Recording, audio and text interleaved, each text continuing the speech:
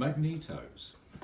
So let's start with general principles of ignition in petrol and gasoline engines. The object of the ignition system is to provide an electric spark of sufficient intensity to ignite the mixture of air and petrol vapour compressed within the particular cylinder when it's on its compression stroke. It has been found that a spark of at least 3000 volts is required to bridge a gap of around 20,000 or 1.5 millimeters within the cylinder at the high pressure of the compression stroke. Incidentally, in normal air, this voltage can jump higher gaps up to 10 millimeters or so. There are two distinct types of ignition used: battery and coil, or coil ignition, and the magneto. Coil ignition has the advantage that it will provide a more uniform spark at all engine speeds, whereas the magneto spark varies with engine speed and can be weak at low speed and starting, yet be too powerful at high engine speeds, causing the plug electrodes to burn away quicker. The magneto was considered more reliable than coil ignition, certainly for commercial vehicles, as it's not dependent on a fully charged battery for starting the engine. Many magnetos were fitted with an impulse device to aid starting the engine. This is fitted between the drive shaft and the magneto as part of the coupling between the two. It's a device with a spring mechanism which winds up when the drive is first turned and then releases, causing an extra fast turn of the magneto, which gives a stronger spark output for a short time, which aids starting the engine. Now, the magnetos are generally pretty reliable devices. They don't need much maintenance. The only thing is recommended is oiling, which is done through the two caps at the top of the device, which feed down into the two main bearings on the armature. It's recommended every 500 miles. It's important also not to over oil these, because you can end up with too much oil in the mechanism, which can cause problems. Certainly for the vehicles in the collection, it's probably going to be once a year, if that. The only other maintenance needs to be looked at is checking the points gap from time to time to make sure this is correct. Otherwise, the units are pretty reliable, and there's not much else to worry about on the maintenance side. Right, here we can see the component parts of a Sims generator, Sims magneto, which is the common type used on our vehicles. It's comprised of an electrical generator in the form of a rotating armature, which has two coils wound onto a soft iron core. Primary, which is the low voltage side, and secondary, the high voltage side. It rotates within two poles of a U-shaped magnet, shown here. The armature is coupled directly to a set of points that switch the primary coil output to ground, typically via a carbon slip ring, and controlled according to the position of static cams mounted around the outside of the points assembly, which we can see here. There is also a condenser or capacitor built into the armature connected to the points. As the armature rotates, the magnetic flux alternates and creates a varying field according to the position between the poles of the magnet. The points are arranged to open at the point of highest flux, which causes a high voltage to be generated in the secondary winding.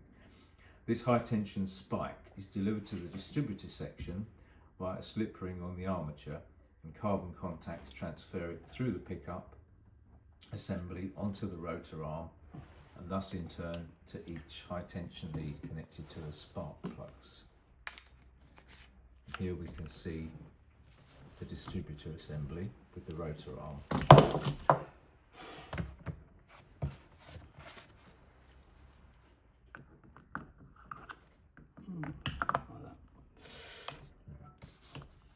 The four HT leads are connected to these terminals and go to the four spark plugs. There are two cams mounted in the points assembly, which mean the points open and close twice each revolution of the armature. This is running at engine speed, therefore this gives 2 sparks per revolution.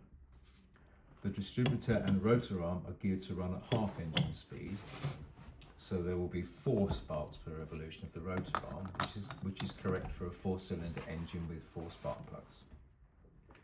The magneto has to be timed to the engine, so the mounting coupling has to be adjusted to ensure that top dead centre on the engine corresponds to the same on the magneto.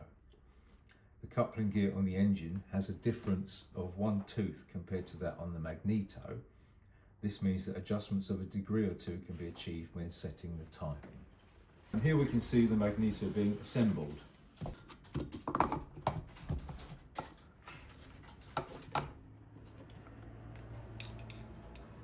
And you can see the large gear at the end of the distributor part, which is twice the size of the gear on the armature, which gives you the half speed.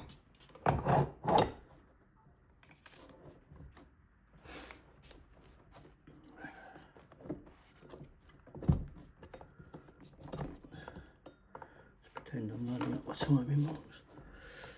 That's it. It's important to get the gears meshed correctly to set the timing, and there'll be 2 spots, one on each gear, that have to line up to ensure that the timing is correct.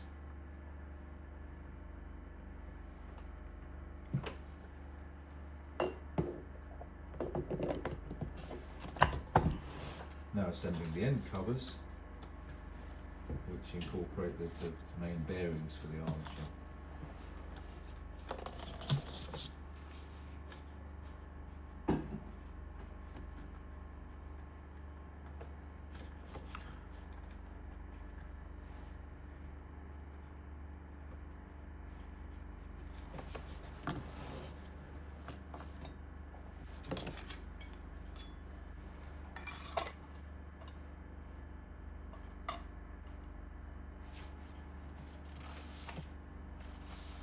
This is the safety spark gap that's being assembled now. If the high voltage circuit is interrupted for any reason, like for example a lead becomes detached from the spark plug, then the voltage can rise to a very high level, which could affect the insulation of the machine. Therefore there is a safety device incorporated. And as you can see, at the collector or slip ring end of the rotor arm, there's a small arm with a spark gap, which will discharge extra high voltage to earth.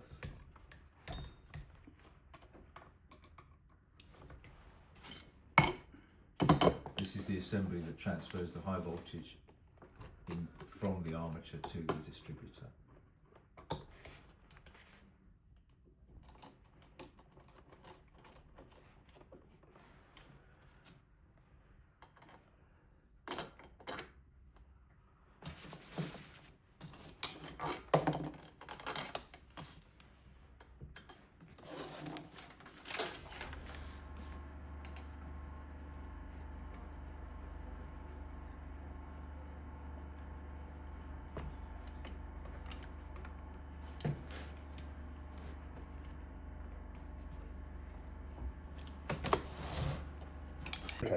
Okay, so this is the points and distributor end of the magneto. The points assembly housing has been installed now.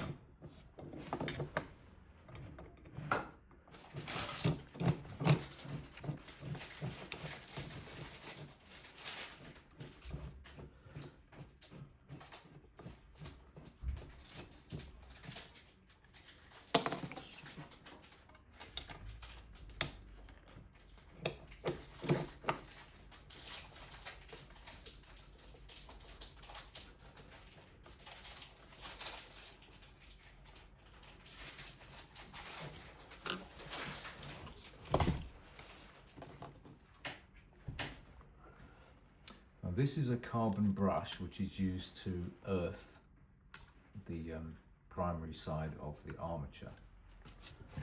The only way to stop the engine with this arrangement is that you have to earth the primary voltage, otherwise it just keeps running. And this will be done by a lever connected to the vehicle controls.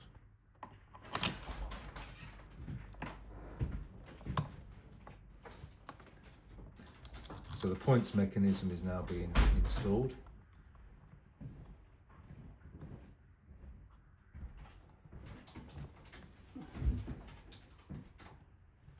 It's important at this stage that the points gap is correctly set, and this needs to be 12 thou.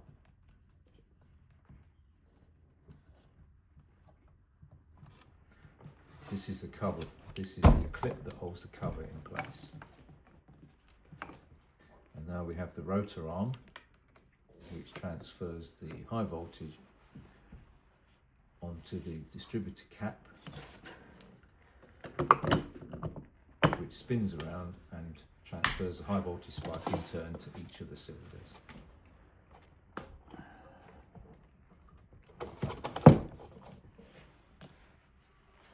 This is the cover, the end cover,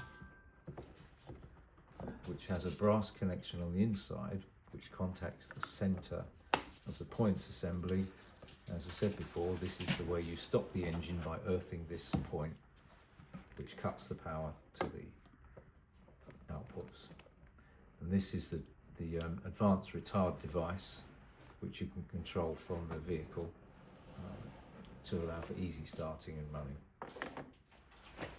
Here we have the coupling to the main engine coupling. And via this fibre coupling, it will then connect to the main engine.